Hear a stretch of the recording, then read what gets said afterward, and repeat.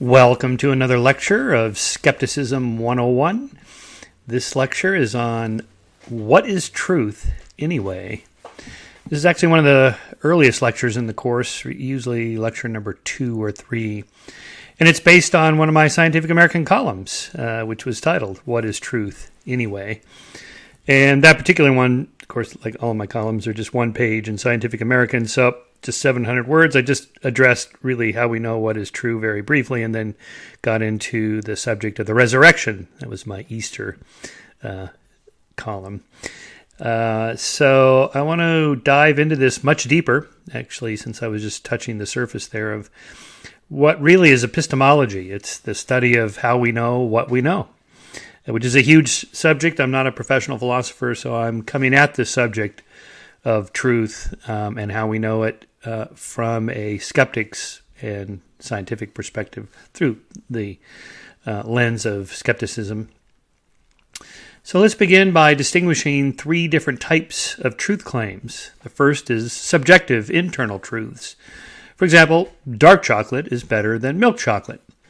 Now, I happen to think that that's an objective external truth, but I recognize that there are other people that swear milk chocolate is the objective external truth, and there's no test we're going to run to determine which is the better one.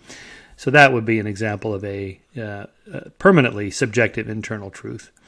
Or, as I like to say, Stairway to Heaven is the greatest rock song of all time. Now, I know what you're thinking. Freebird. Yes, Freebird is great. It's not as good as Stairway to Heaven. But again, I know people that think Freebird is better than Stairway to Heaven. So there's no experiment we're going to run or test we're going to conduct or data we're going to collect to determine which is the truer song. So those are strictly internal. Then there's subjective truths that may become objective truths. For example, meditation makes me feel better is a subjective internal truth. It just works for me. I don't know if it works for you. I'm just saying it works for me. It's true for me. What people like Deepak Chopra want to claim or want to shift meditation is to an objective truth, that it works. Meditation works. And by work, what we're after here is not just for me, but for you, or 60% of the people that tried meditation for 1 hour a day for 6 months had lower rates of chronic pain or migraines or blood pressure or stress hormones or whatever your quantitative measure is that you're using to test that claim. But that's the idea, that like in medicine, it's not enough to just say, well, the retroviral drugs work for me, but not for anybody else, or they're true for me. No, we want to know, do they really work, in this case for AIDS patients, or aspirin really works to knock back headaches at this level, at this measure, for this time, and so forth. That's what we mean by work. So most of what we care about in science and medicine, and engineering too, is does it really work? Not just does it work for me or for you personally, but really work. That's an example of a subjective truth that we want to make an objective truth. And that's one of the goals of science, is to apply the tools we have to arrive at that. Then there are objective external truths, like this example I usually give when I'm sitting there in class. There are X people here today, just count them up. And that's either true or false by observation. Or I might say dinosaurs went extinct around 65 million years ago. This is true. How do we know it's true? It's true by verification and replication of radiometric dating techniques for volcanic eruptions above and below dinosaur fossil beds. So you have a bedding plane with the dinosaurs that died. Say they just got buried in a mudslide or something. And there was a volcanic eruption before they lived, down here, and then there's another volcanic eruption after they lived up here, and we can date those volcanic eruptions through radiometric dating techniques, like potassium argon is an example that measures in the millions of years. And so we can say, look, by these observations, plus or minus a little error bar measurement, a variation there, but within, say, 64.9 and 65.1 million years ago, these fossils were of living organisms that lived then. Something like that. And that's, by the way, a good example of how a historical science is a science. It's not just a mythic story. It's more than that. Or that the universe began with a Big Bang. How do we know that's true?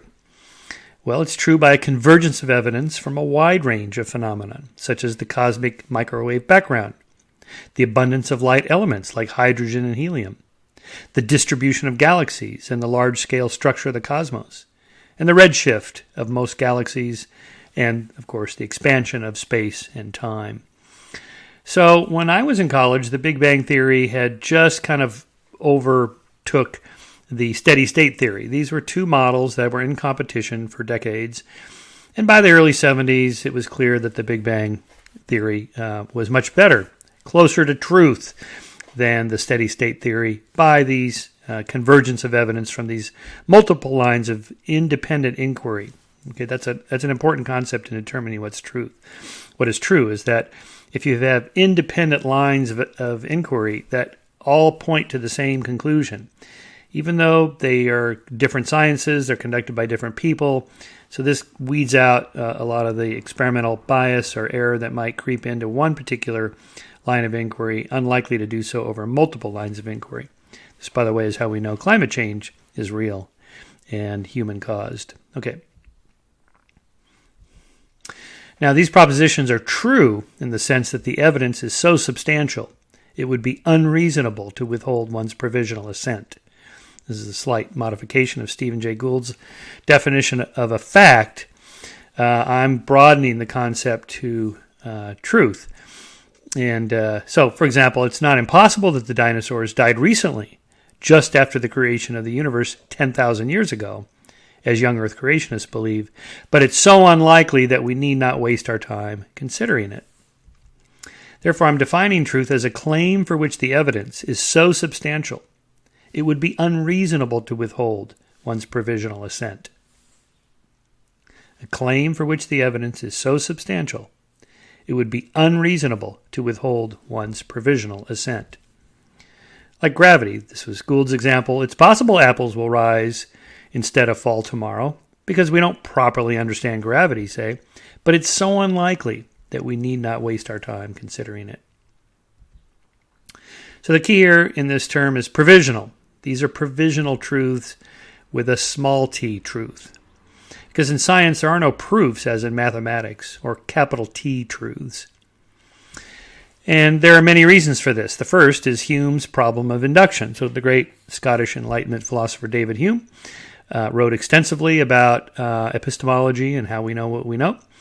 And he pointed out the problem of inductions. That is, no matter how many white swans or sunrises you see, you cannot conclude that there are no black swans, or that the sun won't rise one day.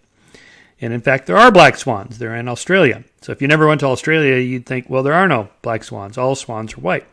But not all swans are white. And although the sun will rise tomorrow and the next day and so on, in many billion years from now, it won't be rising. It'll just be expanding out to the point where it engulfs the Earth, and there'll be no more sunrises, at least on Earth. So let's talk about Hume for a minute, just a little sidebar here on Hume on causality. So when we want to determine what's true, what we want to know is what is the cause of things? Or, as I like to say colloquially, what the hell is going on? Okay. So Hume starts off by defining causality. That is, one thing causes another, as what he called a constant conjunction. So A is in conjunction with B. Now, the mind automatically assumes, well, A caused B. This happens all the time. We know people that think vaccines cause autism because they had their kid vaccinated and shortly after they had some side effects or something, and they were diagnosed by their doctor, the child was, as having autism. So the parents just put together A and B. Well, let's see, what's the last thing I did? We got them vaccinated. That's the cause of autism. That's the assumption. You already see the problem with this. Okay, that may not be the case. So the silliest example is, the rooster crows and the sun rises. Back to sunrises. Of course, they're not cause. The rooster crowing is not causing the sun to rise. They are in conjunction, yes, but not necessarily in causal connection. Same thing with coffee drinkers are more likely to have heart disease, or coffee drinking is associated with or correlated with heart disease, but that doesn't mean that there's a causal connection there. For example, coffee drinkers also smoke more. They exercise less. I'm just making that up. I actually don't know if that's true or not. But if it was true, that would be a spurious correlation, or what's called an epiphenomenon, or confounds, or nuisance variables. And so most of the structure of the scientific methodology of experimentation is to get around this problem of epiphenomenon, confounds, and nuisance variables. So much of statistical analysis that you'll hear researchers talking about, like controlling for age or controlling for socioeconomic class, and then this variable goes away, this one increases or whatever. What they're trying to do there is get rid of the confound so they can just find the cause that they're looking for. This turns out to be much more difficult than anyone realized. And then in a second definition of causality, Hume presented the counterfactual idea or definition of causation. As Hume wrote, we may define a cause to be an object followed by another. That's constant conjunction. Or, in other words, where if the first object had not been, the second never had existed. So this is a counterfactual. It's sort of a thought experiment. If we take out the first, would the second thing, if you remove A, would B happen? So in this case, we know that vaccines don't cause autism, because if you remove, in this case, the allegedly contributing factor in vaccines, mercury, as the alleged causal agent of autism still occurs. So by removing the first factor, A, and B still happens, then he determined that by this counterfactual that A is not the cause of B. So this is known as a counterfactual theory of causation. It's something of an alternative world. If the cause had not happened, then the effect would not either. So this alternative world or counterfactual. So for example, if the rooster doesn't crow, does the sun rise? Why, yes, it does. So obviously the rooster crowing is not the cause of the sunrise. In this case, they have confounding variables in there. And non-coffee drinkers who smoke also have heart disease, so it isn't the coffee, it's something else. Or a more current topic that is of interest to me is, does eating meat cause heart disease? As those of you who have listened to my podcast know, I go on and on about this because I have heart disease in my family, so I'm super careful about exercising and what I eat, and it's not clear to me that eating meat is bad. In fact, I think now maybe it's probably good.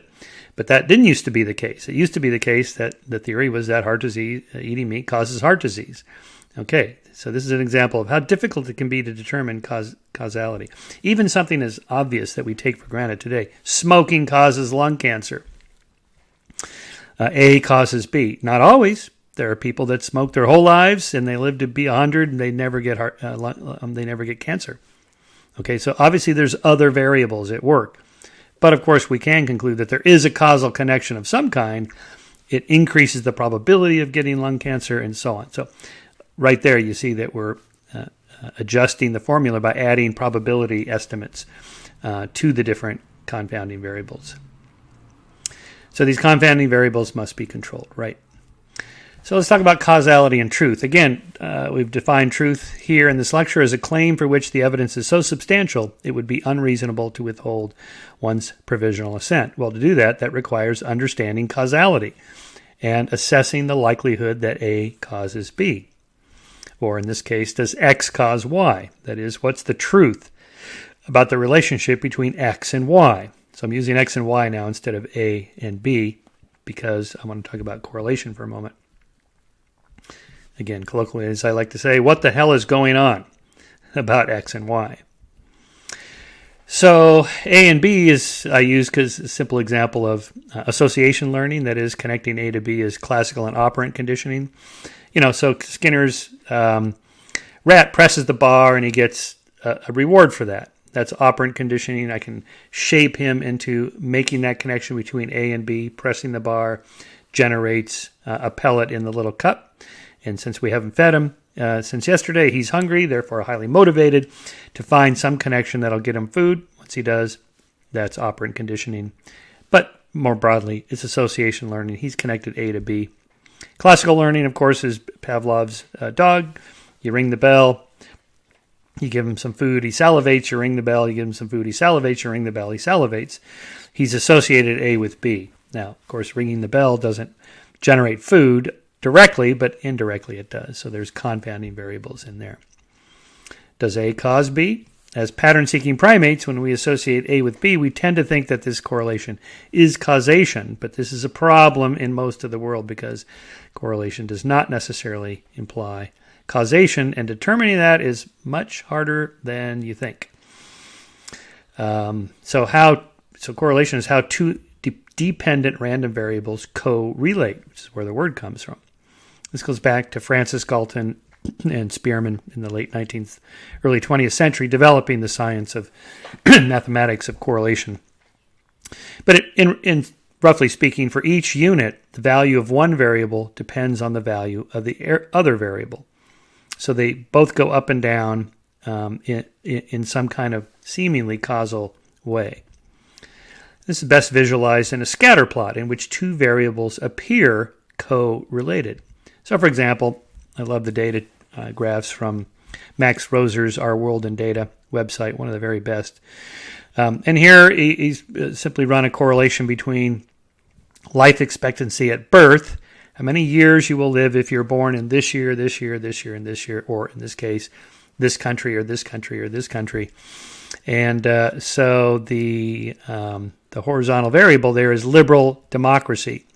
So as you can see, there's kind of a line in this scatter plot that runs right through, say, India and Brazil, Slovakia, United States, all the way up to Sweden on the upper right-hand corner there. So although it's scattered, so it's not a perfect correlation, clearly there's some relationship between living in a liberal democracy and living a longer life. Now, it's not perfect, and the reason for its being scattered is because there's confounding variables. There's other factors at work here, other intervening variables that cause the life expectancy numbers to go up or down. And of course, that could have something to do with the environment and pollution, diet, and a bunch of other things. But that's an example of a scatter plot that's nicely done. And in case of Max, he added the size of the population by making the circles larger or smaller, and so on. So how do we go from correlation to causation? A is correlated or correlated with B, but does A cause B? Maybe. But maybe B caused A. Maybe there's a reverse causation. Or maybe some third factor we're not thinking about, C, caused A and B. Again, more confounding variables. So, for example, exercise is correlated with weight loss. So one hypothesis is that exercise causes weight loss. I happen to think that's true, but it's obviously not the only variable because, I work out a lot, but my weight varies up and down depending on other factors. So another one might be losing weight causes people to exercise. Well, that's right. When I lose weight, I start exercising, I start eating better, and therefore I exercise even more because I can see, wow, I'm dropping pounds. That feels great. I'm going to up the ante here on how much I exercise. In fact, I think I'll be more careful about my diet and so on. So, or better nutrition here cause both weight loss and exercise. Or more to the point, all three of these factors are at work at any one time. And that's just three variables. So I'm not going to, in this lecture, I'm not going into the statistics about all this because it gets really messy and complicated. But the point is that to determine causality, to know the truth about this claim, about exercise and weight loss, that is to figure out what the hell is going on when you're exercising and losing weight, we have to take into account all these different factors and more, because most effects have multiple causes. So with confounds, you have A is correlated with B, C, D, E, F, and G, and so on. So health is correlated with income, education, IQ, parental income, neighborhood, culture, pollution, diet, exercise, lifestyle. These are all the different factors that go into that scatter plot I showed you just a minute ago. This is why it appears that scientists don't know what the hell they're talking about when they talk about, say, the food pyramid. Meat is bad. No, it's good. No, it's bad. Butter, eggs, up and down. It's good and bad. Which is it? Coffee, good or bad? And so on. The reason this happens is because there's all these different variables, and they're hard to control for in experiments. Because really, mostly, you can't do experiments like this, except on, say, prison populations where you can control exactly what they eat. Instead, what you have to do is measure what people are doing naturally and look at the outcome differences between, say, neighborhoods or age groups or gender, race, whatever you're interested in studying, and all these different factors come into play. So take something like stop and frisk, since that's on everybody's mind these days with the Black Lives Matter movement.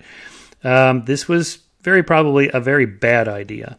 But it was difficult to discern that it didn't work, that it was a bad idea. I don't just mean morally a bad idea, but does it work to reduce crime? The problem is that crime was up, way up before stop and frisk was introduced. In fact, that's why it was introduced. And then crime went down after stop and frisk was implemented. Here I'm talking about New York City. Again, the problem is, does stop and frisk cause crime to go down? The problem is that crime was going down for centuries for other causes. Then it went up in the 1960s through 1993, then returned to its normal long-term decline. So in other words, the graph kind of goes like this. It's like down, down, down, down, down, down, whoop, a little blip in the 60s, 70s, and 80s, and then back down through the 90s. So if you implement stop and frisk at the peak, or just before the peak, well, that's about when they did it, just close to the peak, and it starts to go down, you think, well, stop and frisk is working. No, you can't conclude that. Okay. Correlation is not causation. In fact, it was a spurious correlation, so not causal. How to control for confounds? Well, the gold standard, going from correlation to causation, is the randomized controlled trial. That is, you randomly assign a group of subjects in different conditions, like diet and cardiovascular disease, where people are randomly assigned to the meat group and the vegetarian group, and people are randomly assigned to the exercise group and the non-exercise group.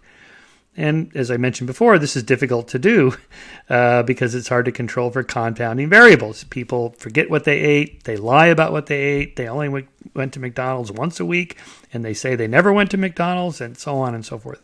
Or they tell you, I work out 2 hours a day. In fact, they work out 30 minutes a day or something.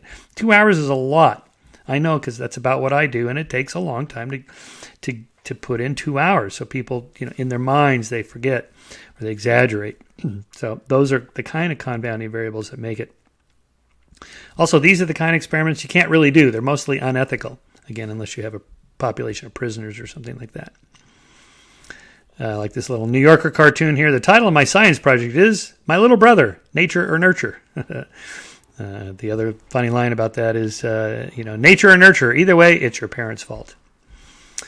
So how to control for these compounds? Well, these confounds are natural experiments, like smokers and health outcomes. Identical twins reared apart compared to reared together. I missed one there. 50, yeah. Okay, so so blue zones and longevity. Okay, you can't force people to eat certain things in entire nations. But we can look at different nations, or say geographical regions around the world, find the group that's living the longest, and then go study them. What are these people doing? In this case, they walk a lot, they exercise, they eat like a Mediterranean diet, they have a lot of friends, they have a good social safety net and network, and other things like that. Or think about the 50 different states. These are 50 different natural experiments. All 50 states in the United States have different constitutions, so they have different laws, except for those that are controlled by the federal government, like, say, abortion is legal in all 50 states, gay marriage is legal in all 50 states, and so on. But gun control laws vary from state to state. Tax rates vary from state to state. Some states have no income tax, and some have no sales tax, and so on. So you can look at the outcomes say, carry and conceal law differences across different states or counties within states and make comparisons. Those are natural experiments. Or identical twins reared apart. Okay, you can't separate infants and have them reared in different environments. That would be not only unethical, it would be illegal. But this happens. So you see what already happened and what the outcome differences were, and you control, say, identical twins reared apart to identical twins reared together, and then you compare that to, say, fraternal twins reared apart versus reared together. Then you look at siblings reared together versus reared apart, and then complete strangers, say adoptees raised in the same family. And then you can make comparisons about outcomes like, rates of smoking or personality, temperament measures like the Big Five, or, weight, just hundreds of different things you can measure. And in general, what we find is that bio-siblings reared together, when you compare identical twins reared apart to bio-siblings reared together and adoptees reared together, the correlation is pretty high. It's about 0.5 to 0.9. That is to say, 50 to 90% of the variance between people on the particular measure you're interested in. And this is like IQ, levels of happiness and self-satisfaction, personality characteristics like openness to experience, conscientiousness, agreeableness. These are highly correlated between identical twins reared apart. So that tells us that the genetic component is very high for these particular traits. Or, it's a weird example, Fox News and conservatism. From 1996 to 2000, it was randomly introduced by cable companies into 20% of towns, and those voted conservative 0.4 to 0.7% more. So in other words, it looks like not just that conservatives are more likely to watch Fox News, although that's true, that there's at least some reason to believe that watching Fox News makes you more conservative by these early experiments. Naturally occurring phenomenon that people can collect data on and look at the outcomes. My favorite example of a natural experiment is North Korea versus South Korea. Here is a chart. This is from my book, The Moral Arc, in which I'm looking at the relationship between per capita GDP in 1990 dollars and across the last half century or more than half century, as measuring their per capita GDP. That is to say, both were highly correlated, North and South Korea, all the way up into the early 1970s to the mid-1970s when they diverged with different governments. South Korea became a democracy and instituted free enterprise, free market capitalism, more than they had before. And North Korea, as you know, moved ever more into the Kim dynasty of a draconian autocracy or dictatorship. And the results are staggering. This is in, let's see, when I did this calculation in 2015, $1,100 per year per person in North Korea, $19,600 per person per year in South Korea. The disparity is even wider now. I think it's last time I checked, it was like 25, 30,000 a year for South Koreans versus North Koreans that are now into triple digits, below 1,000 a year. You can see the difference it makes from space. South Korea on the left bottom there and North Korea on the top. Or you can see the difference in heights. I mean, income, per capita GDP income, buys you better food, buys you better education, better schooling, better everything, really.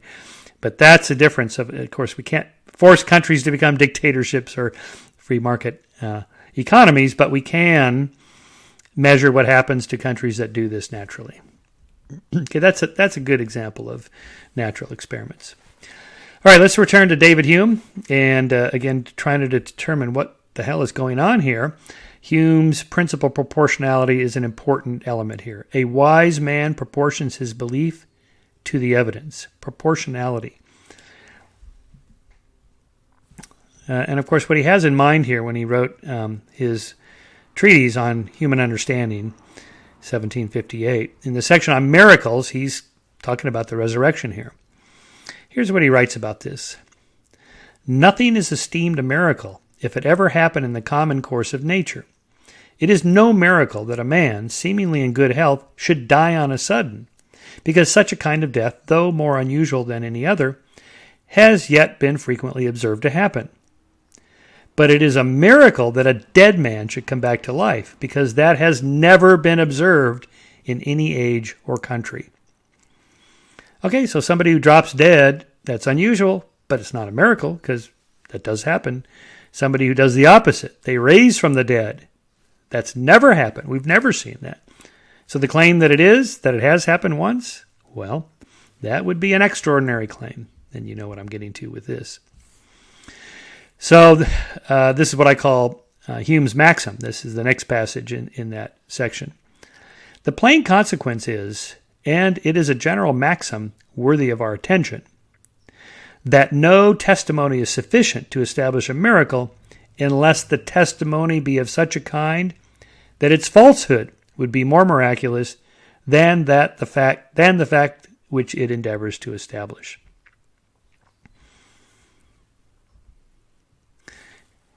Hume, continuing, quote, "When anyone tells me that he saw a dead man restored to life, I immediately consider with myself whether it be more probable that this person should either deceive or be deceived, or that the fact which he relates should really have happened.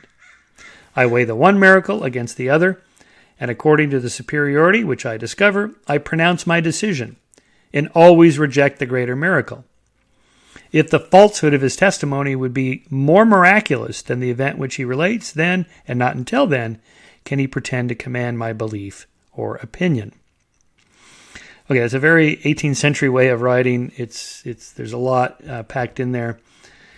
Let's look at it a little more carefully. Hume's definition of miracles is a violation of a law of nature. As he writes, a transgression of a law of nature by a particular volition of the deity or some invisible agent. In other words, for Hume, a miracle is simply an event caused by God. However, philosopher David Kyle Johnson, my friend and colleague, who has, by the way, a great teaching company course, one of the great courses on philosophy, he deals with these kinds of questions, clarifies a miracle as, for any given event, if we knew that God took special care to cause it, we would and should call that event a miracle, regardless of whether it involved the violation of natural law. So I think Johnson has made an important addition to Hume, which, for a philosopher, that's big. Hume's huge. Because it isn't just that it's done by the deity. It isn't just that it's a violation of natural law, because you could think of other examples of that perhaps 1,000,000 to 1 odds do happen a lot. So how do you know that there are no exceptions to all natural laws? Instead, it's the implementation by the deity. Anyway, continuing. Let's look at this particular case of the miracles of Jesus. So Jesus of Nazareth existed. That's not an extraordinary claim. Lots of people. Yeshua was not an unusual name at that time in that area of the world. That Jesus was crucified is also not an extraordinary claim. The Romans crucified everybody. I mean, just even Jesus' crucifixion, the two criminals on either side of him were pickpockets, okay? They just had big fun crucifying people on the weekends. Okay, I'm kidding. But that he walked on water, turned water into wine, turned mud into sparrows, raised the dead, and was resurrected, those are extraordinary claims. Because we never see people walk on water, or turn water into wine, or turn mud into sparrows, or raise the dead, or be resurrected. Okay, I've seen magicians walk on water, Penn and Teller. I've seen Penn and Teller turn water into wine. I think it's a Copperfield do that. But of course, we know they're tricks, right? This is why this is again why the important element of violating natural law or the intervention of a deity is important in this. So there's two possibilities here. It really happened. Jesus really walked on water, turned water into wine, was raised from the dead, and so on. Or the witness narrator of the story of these accounts is mistaken, or lying, or exaggerating, or hallucinating, or they misreported, or they saw a conjuring trick, or whatever. Which one is more likely? Okay, we have no experience of ever seeing anyone rise from the dead. We have lots of experience and examples of people mistakenly describing something, exaggerating. People lie all the time. They hallucinate. They misreport, even if it's honest. And we know there's magicians that can do most of these things. Now let's put it in context. How extraordinary is the claim that Jesus rose from the dead? Of the 100 billion people who lived before us, all have died and none returned. So the claim that one of them rose from the dead is truly extraordinary. How extraordinary? 100 billion to 1. That's really extraordinary. By the way, that 100 billion figure comes from demographers that estimate, starting around 50,000 years ago, the rate of population growth and so on, how many people have ever lived. It's about 100 billion plus the 7.5 billion alive today. Is the evidence for the resurrection proportional to 100 billion to 1? No. The evidence for the resurrection is not only not extraordinary, it's not even ordinary. So the 100 billion people who lived before us have all died and not returned. Okay, so this is, I was picking up here with philosopher Larry Shapiro's book, who addresses this very nicely. In his book, The Miracle Myth, Why Belief in the Resurrection and the Supernatural is Unjustified. This is a great book. I really learned a lot about how to think like a philosopher, which he is. Evidence for the resurrection is nowhere near as complete or convincing as the evidence on which historians rely to justify belief in other historical events, such as the destruction of Pompeii. Now, Shapiro's Jewish, so it's interesting in the first chapter of this book, he kind of comes at it like, okay, I'm Jewish, so this is our book, the Bible, and what about this story? How come Jews don't accept Jesus as their Messiah? And then he kind of takes like a clear-eyed view of, well, let's analyze what the claims are to see if maybe Jews should become Christians, okay? And, of course, he ends up not doing that because of the way he thinks about it here. What about the eyewitnesses to the resurrection? People that said they saw Jesus, 3 days after, 4 days after, whatever, post-resurrection appearances. Well, Shapiro says maybe they were superstitious or credulous and saw what they wanted to see. Maybe they reported only feeling Jesus in spirit, and over the decades their testimony was altered to suggest that they saw Jesus in the flesh. Maybe accounts of the resurrection never appeared in the original Gospels and were added in later centuries. Any of these explanations for the gospel descriptions of Jesus' resurrection are far more likely than the possibility that Jesus actually returned to life after being dead for 3 days. Or just take something like the miracle of the apparition of Our Lady of Fatima.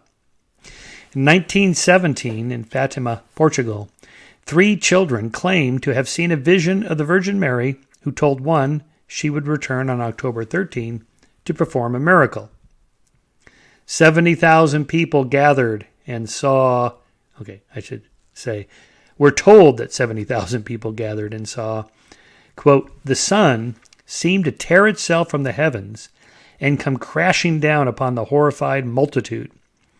Just when it seemed that the ball of fire would fall upon and destroy them, the miracle ceased and the sun resumed its normal place in the sky, shining form as peacefully as ever. Catholics believe this happened, including Pope John Paul II. By the way, when I mentioned that we're told 70,000 people saw it, okay, this is not a confirmed number. Again, it's like Christians say, well, 500 people saw Jesus after the resurrection. They saw him reappear. No. We have one account that says 500 people saw this. One account with a big number is not the same as the big number. Okay.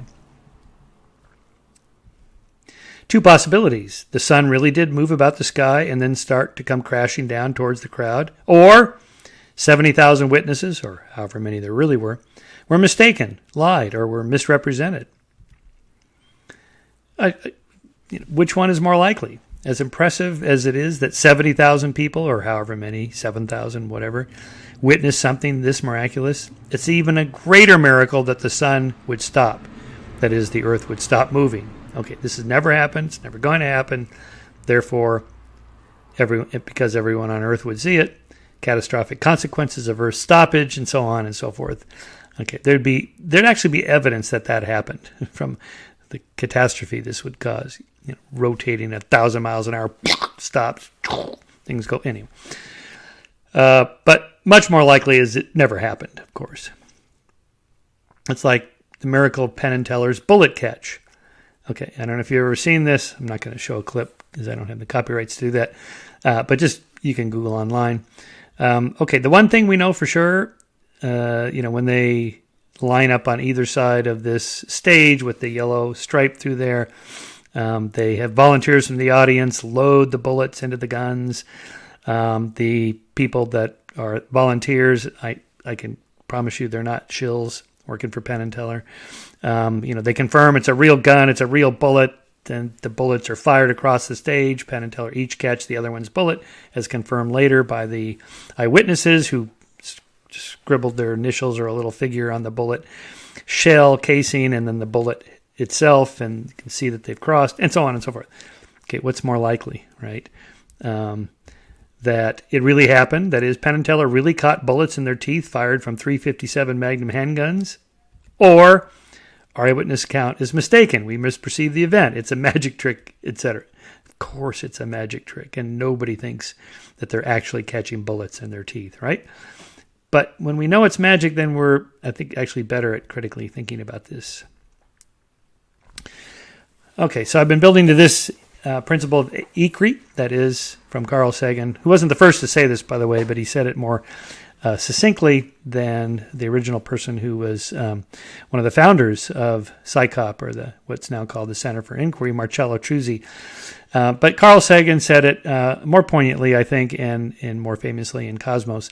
Extraordinary claims require extraordinary evidence. It's basically Hume's principle of proportionality in a little more catchy phrase for the 20th century. And my favorite example of taking that principle and then applying it to the necessity to test your theories to determine how much evidence there really is a thought experiment Carl presents in his great work, The Demon Haunted World, which I assigned to this course, in which he says, it's just thought experiment, I have a dragon in my garage. Would you like to see it? And of course you go, yeah, I want to see it. By the way, I'm in a garage here, by the way, and there's no dragons that I can see. But we open the garage door and you look inside, and there's no dragon. There's a car, there's some bicycles, paint cans, and the usual detritus in a garage. And you say, well, where's the dragon? Well, you see, this is an invisible dragon. Oh, an invisible dragon? Yeah, it's an invisible dragon. Well, dragons, we know, are animals, so they give off heat, and I have here a heat detector. One of those things that they use to take your temperature, right? So that there's these equipment that can do this, and so you whip it out, and oh no, sorry, see, this dragon is cold-blooded. It's a cold dragon. It doesn't give off heat. Okay, well, I have some powder here, some baking powder, so some flour. So we're going to spread the flour on the floor, and when the dragon walks around, we'll see his footprints. Now, you see, this dragon hovers about 3 feet above the ground. Okay, so it's an invisible dragon that hovers 3 feet above the ground. Right. But I have some heat detection devices for the fire, because we know dragons breathe fire, and fire is hot. And you get the equipment, and your host says, no, sorry, this is cold fire. This cold-blooded, invisible, hovering dragon breathes cold fire that's not measurable. Okay. Anyway, you see where this is going. What's the difference between a invisible, hovering, cold-blooded, cold-fire dragon and no dragon at all? And of course, you can apply this to lots of claims, like the existence of God, for example. If there's no way to test it, if there's no way to tell between this hypothesis and this hypothesis, the invisible hovering dragon and no dragon at all, then the default position is no dragon. Why is that the default position? Because in science, we know that most of what people think is wrong. Historically, we've mostly gotten it wrong. Even scientists today, when they're spitballing hypotheses to try to explain some phenomenon, they mostly get it wrong. So the null hypothesis, that is your hypothesis, is not true until you prove otherwise, is the default in science. You can't go to the FDA and say, I have a drug that cures COVID-19 and expect them to just accept it and approve your drug for sale in the market. The burden of proof is on you to prove that you have the drug, not on the FDA to prove that it isn't true. Okay. Or as I say, your extraordinary claim is not true until you prove otherwise. So here we say that the burden of proof is on the claimant, not the skeptic or scientist, to disprove the claim, and extraordinary claims require extraordinary evidence. What if someone has no evidence at all? Here we can invoke what I call Hitchens' dictum, another one of my columns in Scientific American, based on one of the quips from the great Hitch. What can be asserted without evidence can also be dismissed without evidence. Okay, if you say, look, I believe Bigfoot is real, and I say, that's nice, show me the body. I have no body. Okay, well, then I dismiss your claim. End of conversation. Then there are negative truths, such as the null hypothesis in science that we've been talking about here, that the non-existence of something is the truth. So here again, my example of having a cure for a disease, like I use COVID-19 here, AIDS. Before the FDA will approve your drug for sale to the public, you must provide substantial evidence that your claim is true in the scientific sense. That is, to reject the null hypothesis that you do not have such a drug. More simply, when people tell me that Bigfoot is real, I say, show me the body and I'll believe. Otherwise, I remain skeptical. So the null hypothesis in this example is that Bigfoot does not exist. By the way, I find it very telling that among the thousands of government documents, really hundreds of thousands of government documents and files leaked in recent years through WikiLeaks, there's not one mention of a UFO cover-up, a fake moon landing, or that 9/11 was an inside job by the Bush administration. Wow, that is a really interesting insight. Here, the absence of evidence is evidence of absence. Because you would expect there to be some memo, some piece of intel somewhere in there. This is the dog that didn't bark in the night from Sir Arthur Conan Doyle's story Silver Blaze, in which Sherlock Holmes solves the mystery of the prized racehorse kidnapped. The midnight visitor was someone the dog knew well because the dog didn't bark. So 2 examples of this, I think, where it may or may not apply. So the SETI program, the Search for Extraterrestrial Intelligence, they haven't found anything yet. Is the absence of evidence of absence? That is, we now know there's no ETs out there? No, because we've barely started looking just for the last half century or so in just a tiny little sliver of a corner of our galaxy. 100 billion stars in our galaxy, several hundred billion, and several hundred billion up to a trillion galaxies. We have a lot of searching to go before we conclude that the absence of evidence is evidence of absence. What about God? Does the absence of evidence here imply that it's evidence of absence of God? Maybe. I think there's a good argument to be made that if there is a God, the universe and the world and life should be a certain way, and it surely doesn't seem that way. The biggest problem here being the problem of evil. Amongst others. And so Victor Stenger, my late friend and colleague, wrote about this, where his case against God was a pretty strong one, although I generally tend to say it would be difficult to test whether God exists or not, because whatever God is doing for your test, performing a miracle or whatever, this could be done by, say, far future scientists and engineers or magicians now. So continuing with our search for truth, through the scientific method we aim for objectivity, that is, the basing of conclusions on external validation. And we avoid mysticism, or the basing of conclusions on personal insights that lack external validation. So here's a quote from the very first professor I ever had in college. So wind the clock back to 1972 in my freshman year at Glendale College, and my philosophy professor, Richard Hardison, addressed this in this way. This is from my notes, which I still have.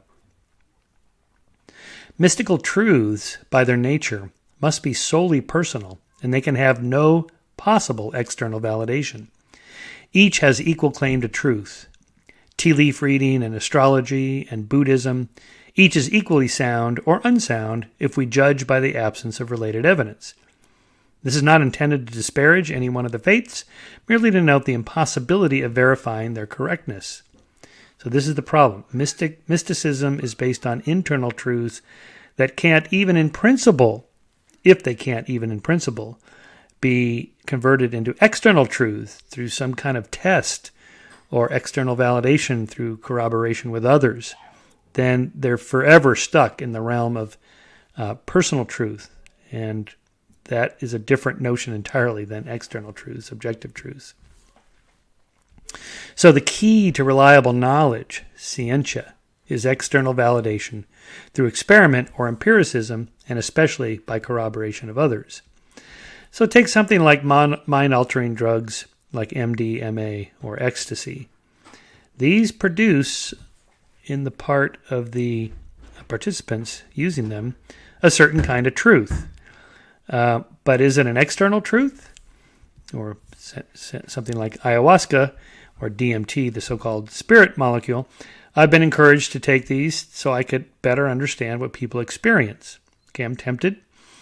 My wife is not crazy about my wanting to do this, so I haven't done it yet. But the problem is let's say I do it. Let's say I take ayahuasca and I discovered there's this whole other world that I didn't know about and that no scientist knows about. And this other, whatever you want to call it, a multidimensional place where the colors are incredibly rich and the sounds are beautiful and on and on. And there's these other spirit beings that you can talk to and whatnot. And then if you say, well, that's nice, Shermer, but prove it. And I say, well, here, you take the MDA, you take the ayahuasca, and you'll see it's true. That's not the same as a scientific experiment where you conduct the experiment and look at the results, and then I can look at your results, and somebody else can check your lab, your notes, your data, your analysis, and so on. This is different than that. So, I don't see a way around this. To me, this will forever be part of internal mystical truths as opposed to external objective truths. I'll make here one additional distinction about belief and truths.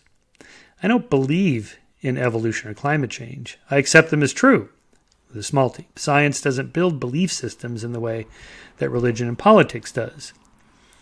And here I think many political beliefs, not all, but most of them, are different from scientific beliefs. Like if I say I believe in a flat tax, you believe in a progressive tax, and she believes in a regressive tax, there's no experiment we're going to determine, well, which is the true tax? There is no true tax. It depends on what your goals are and how you want to get to those goals. And that depends on a whole bunch of variables and confounds and so on. So I make that distinction there. Religious truth that Jesus lived and was crucified is an empirical historical question. I think we've addressed that Jesus was resurrected from the dead may be a historical question, and if so, it's the most extraordinary claim ever made, okay, as we've already addressed. But this third one, that Jesus died for our sins, that's not an objective claim. That's a matter of religious belief. It's pure dogma. There's no empirical test we're going to run to decide if Jesus died for your sins or not. Okay, I'm not even sure it's a good philosophical or theological argument, but that's another subject. Then I want to ask for just a moment, are there Mysterian mysteries? That is, mysteries that cannot be answered, even in principle. Okay, maybe. Say, take something like the hard problem of consciousness, or what it feels like to experience something. Here I'm not talking about the neural correlates of consciousness, where we can measure brain activity in a certain neural network when you're thinking about something and say, well, there's where whatever exists, facial recognition or something like this, some emotion is involved in that area. I'm not talking about that. I'm talking about the actual experience of feeling something, experiencing it, what it feels like to be something. And that's called the hard problem. I don't see how that could be answered even in principle, because it implies that somehow the homunculus in my head can tiptoe over to and get inside your skull to see if the red in your head looks like the red in my head, Okay, so it's a conceptual problem here. It may be one of these Mysterian mysteries that can never be answered because either limitations on our thinking or just in our concepts, just the language. We might hit an epistemological wall there, as I say. So consciousness may have to be postulated as a brute fact about reality, where explanation ends. There's an epistemological wall, an ontological presumption. It just is, like gravity, just is. And free will and determinism may depend on how one defines terms like freedom, volition, and choice. Now, I'm a compatibilist. I think we do make volitional choices because we're part of the causal net of the determined universe. So I'm a determinist in the sense that I agree the universe is determined by the laws of nature and so forth. But that we're part of that, and we're aware of it. We're conscious of the factors impinging on us. Not all of them, of course, but some of them.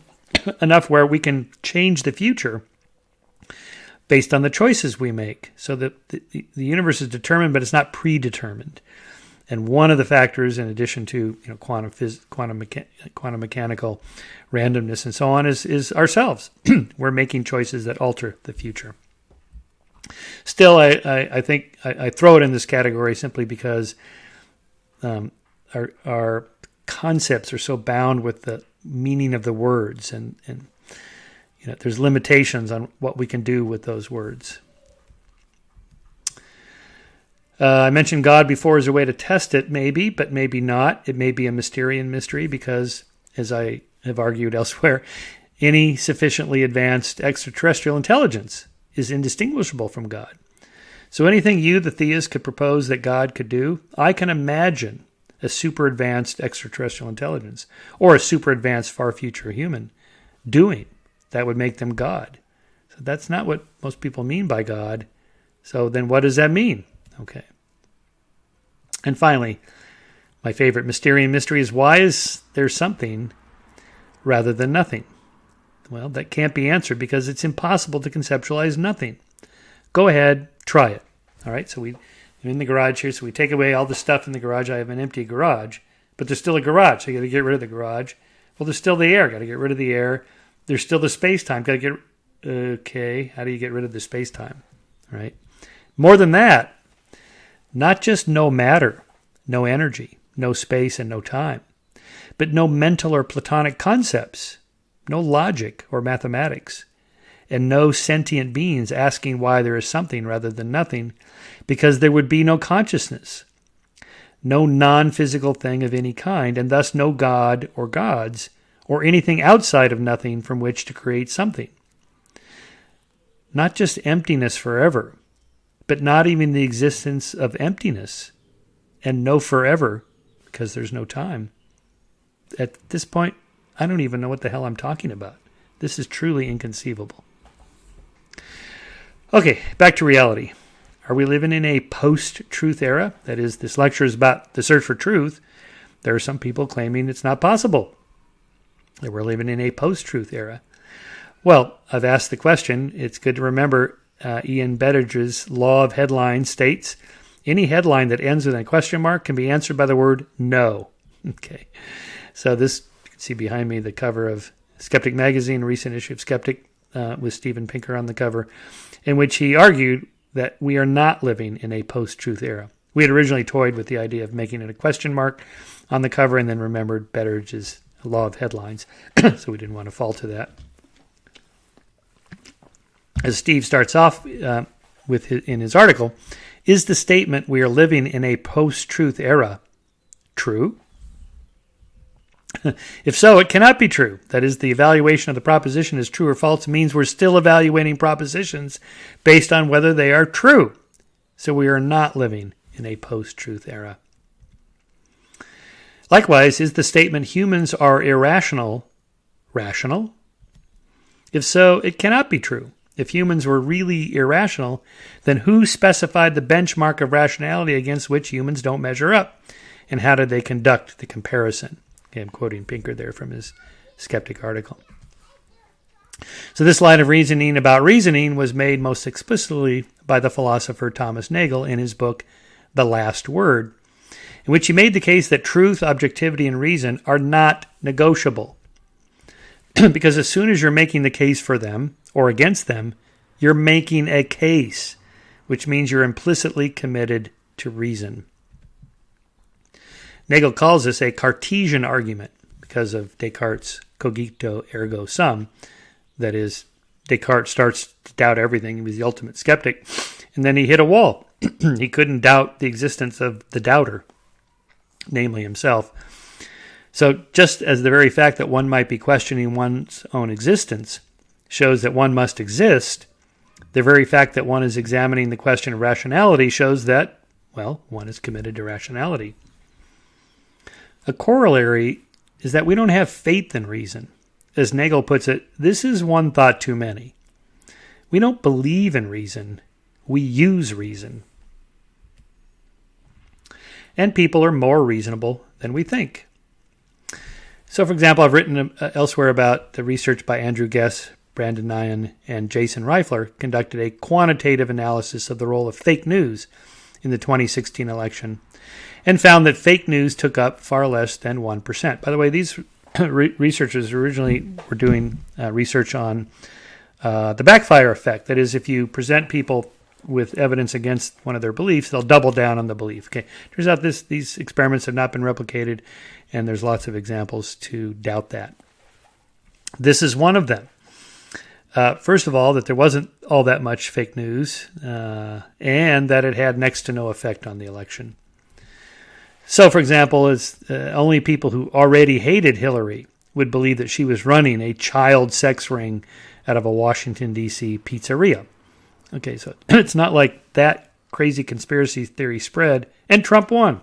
No, it had no effect on the election. And it's often said that you can't reason people out of beliefs that they didn't reason themselves into in the first place. That's not true. I get letters every day from people who change their minds after reading something I wrote.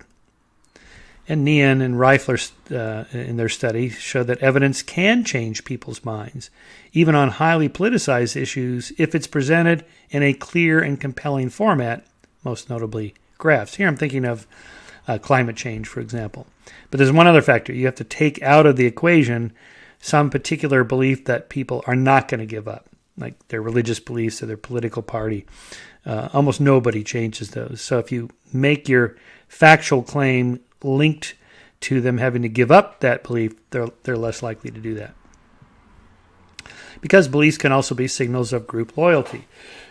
So things like climate change, evolution, capitalism, trade agreements. Most people don't know much about them, but taking a position is a sign of loyalty. It's a kind of virtue signaling.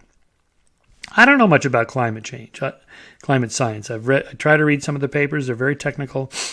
I trust the mechanisms of science that the competitive enterprise of climate scientists say weeds out the bad ideas, and the good ideas end up floating to the surface that we consume as consumers of science.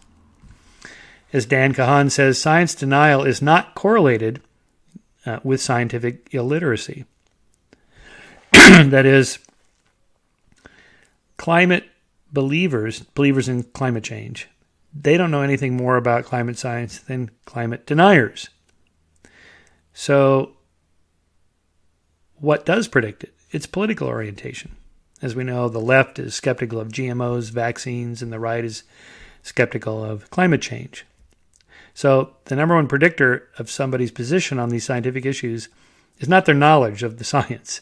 It's something else, usually their political or religious beliefs. So we need to decouple science from politics, like climate change and associated with Al Gore because of his film. Or as I like to say, if you give Christians a choice between Darwin and Jesus, they're not taking Darwin. In any case, why would they?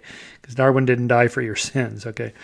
But you have to take that off the table. You just say, look, you can keep Jesus, the soul, God, the whole thing. I'm just talking about a particular science here.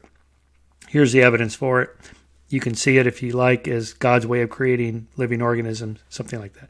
I talk about this at length in my lecture on creationism.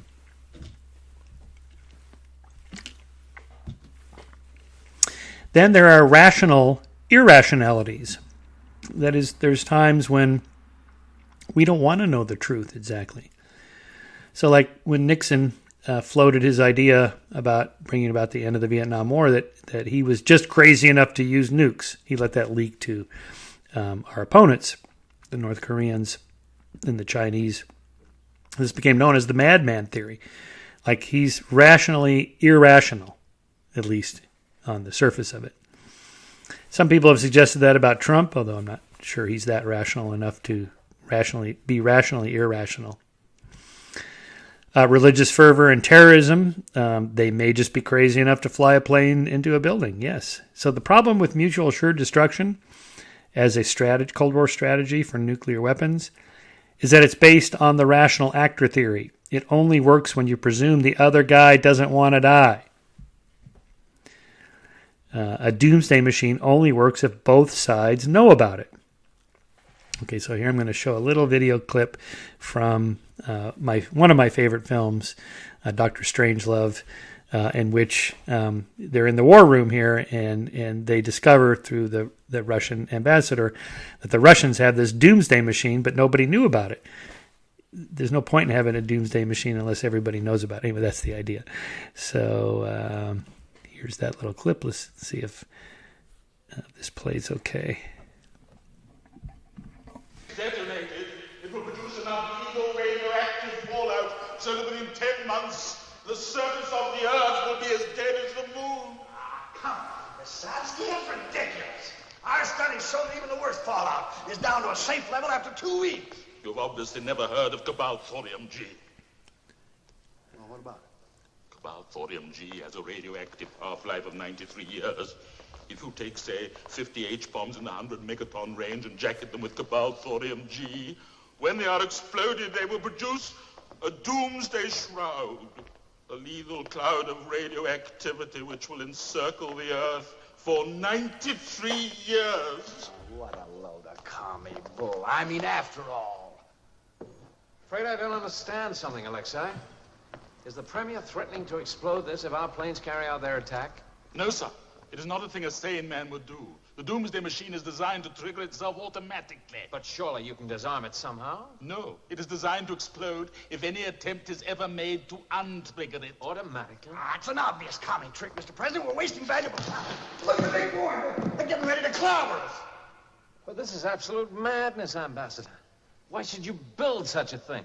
There were those of us who fought against it, but in the end we could not keep up with the expense involved in the arms race, the space race, and the peace race.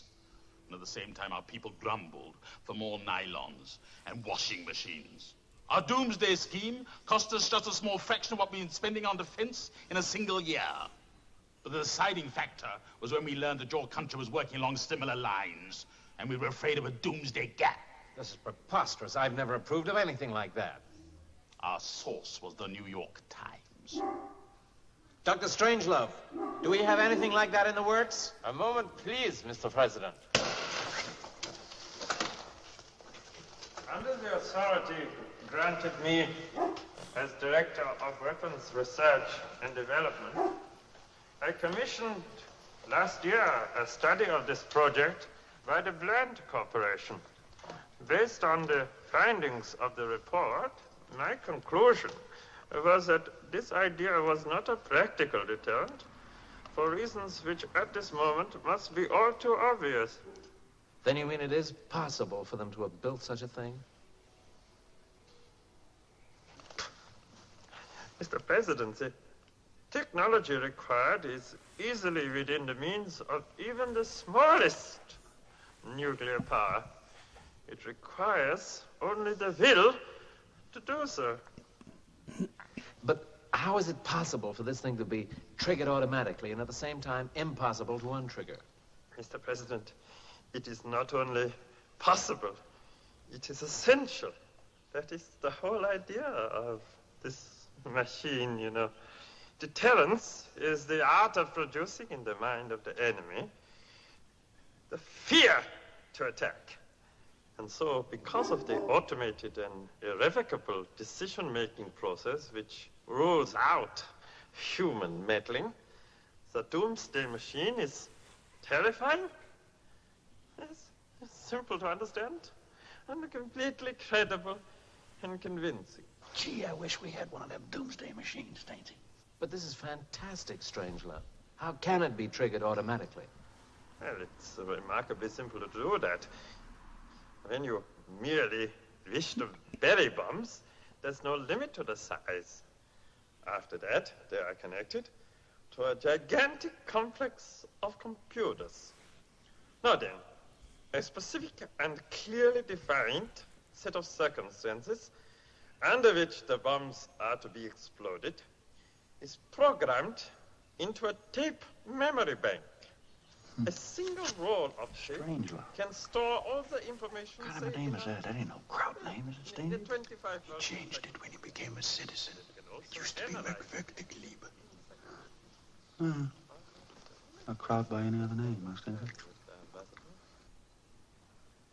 Is that the whole point of the Doomsday Machine is lost. If you keep it a secret, why didn't you tell the world, eh? It was to be announced at the party congress on Monday. As you know, the Premier loves surprises.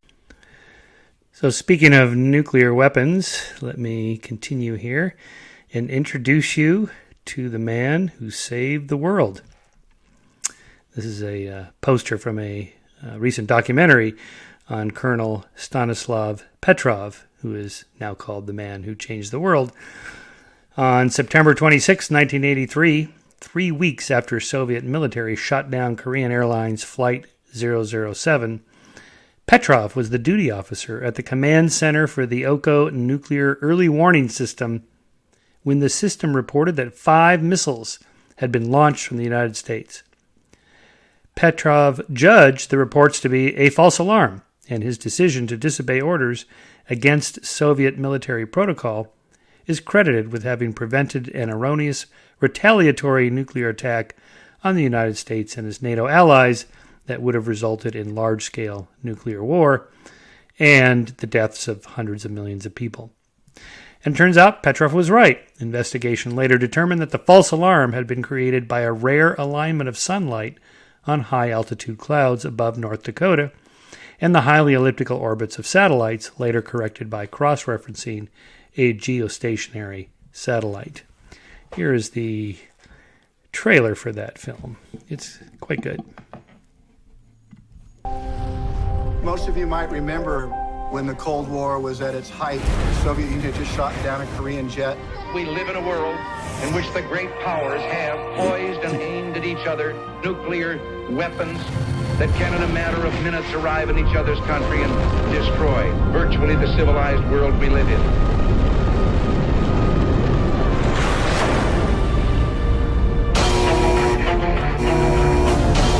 Пошла ракета, повторяю, пошла баллистическая ракета. Военная база западной побережья США. Время старта 00:15:03. Уровень достоверности максимальный. Всем немедленно занять свои места. Права достоверность запуска. Возможно, 50/50. It's up to him to tell his leadership to launch a counterattack, which probably would have wiped out half of our population. Нельзя больше ждать, мы теряем время. Мы не успеем ответить, ты должен принять решение. Если я принял неправильное решение, погибнет очень много людей. Очень много людей.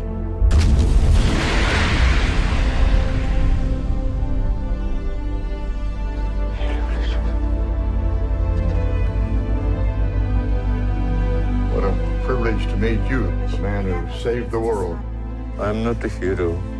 I was just in the right place at the right time.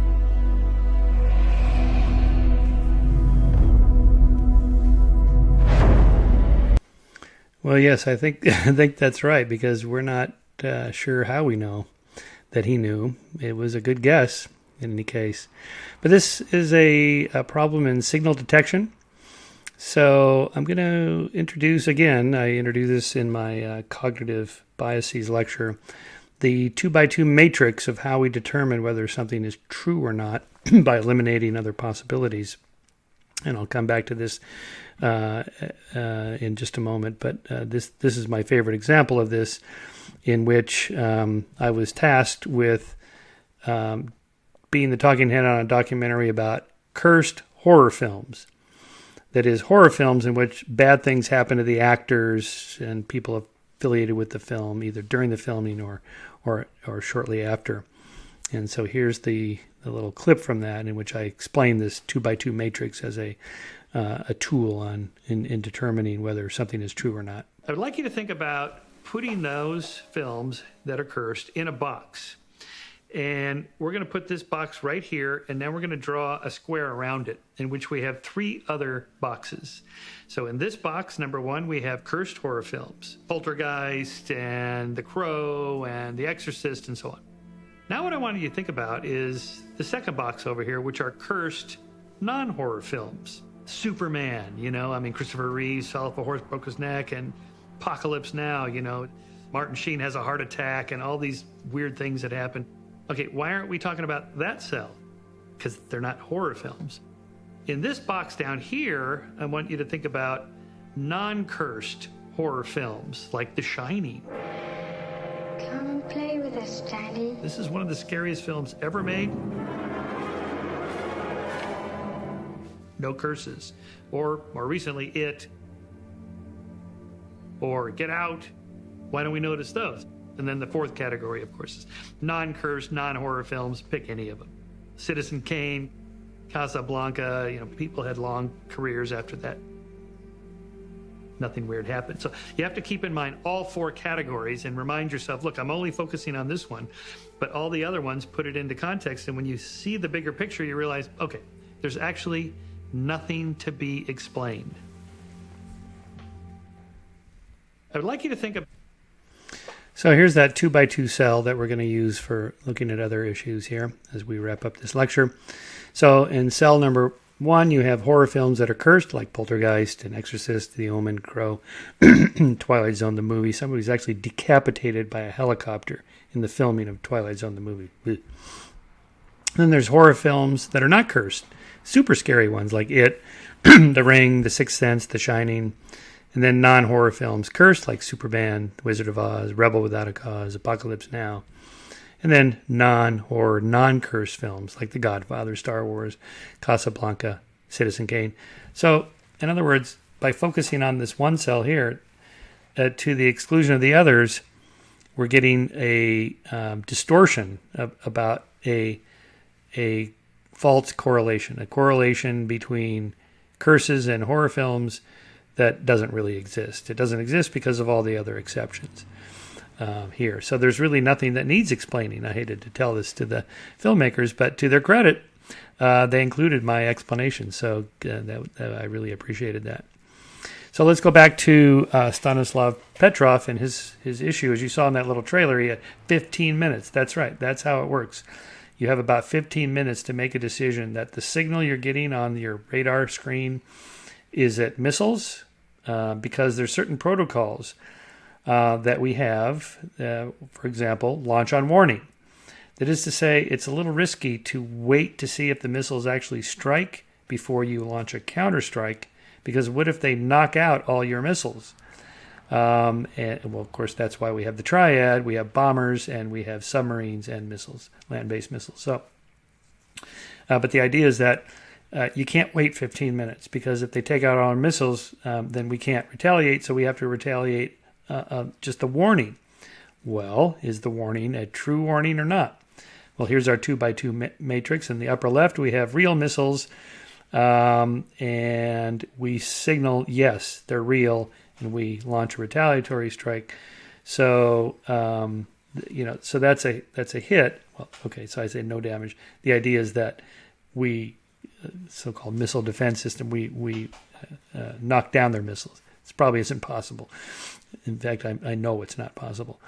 Then in the other cell, you have real missiles, and you decide that they're not, and then therefore that's a miss, and then your cities are destroyed.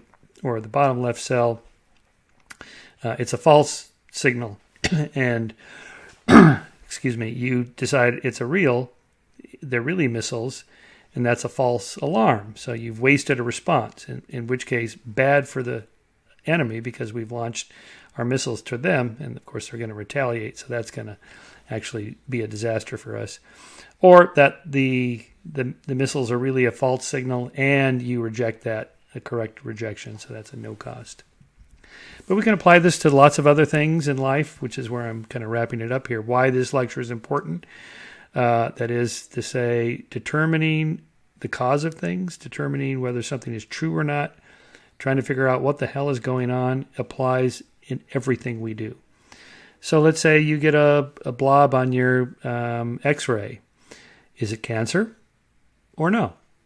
Well, if it's really cancer and you decide it is really cancer and you get the treatment and the surgery and the radiation and the chemo and so on, that's a correct hit and you hopefully saved your life. Excuse me. In the upper right, you really do have cancer, but you decide now the blob is a false alarm and you miss that, you could die from that cancer. Or the signal is false, you don't have cancer and you decide that you do, and you go through the treatment, that's a false alarm, needless surgery, chemo, and so forth. And then finally, there is no cancer and you correctly reject it, no cost.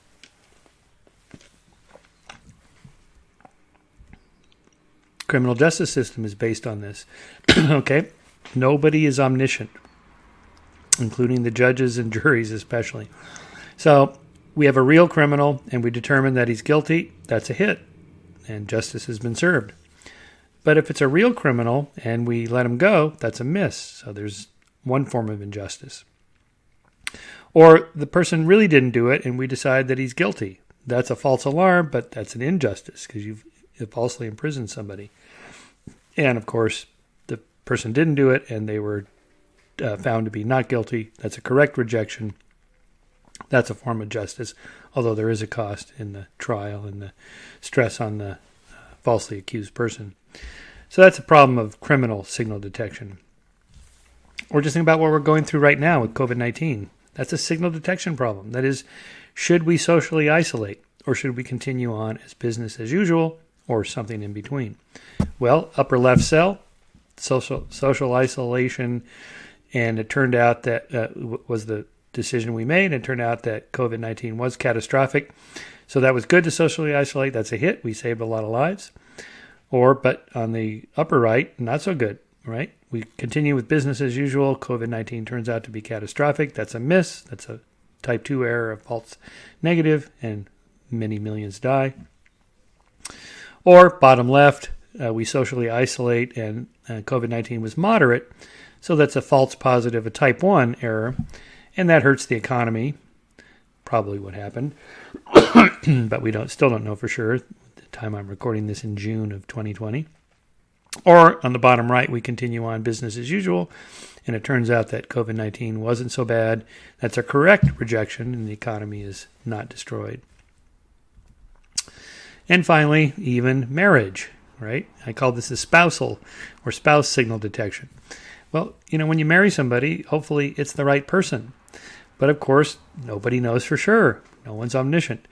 And so there's always a risk that you've made the wrong decision.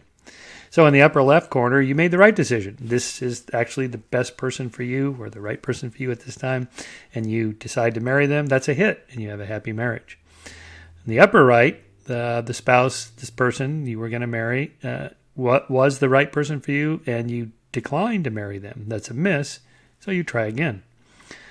And no, I don't believe that there's only one right person for you. So we'll just put that out there. You can always find somebody else. But anyway, in terms of how this works, in the bottom left cell, the person was not the right person for you and you do marry them. That's a false alarm.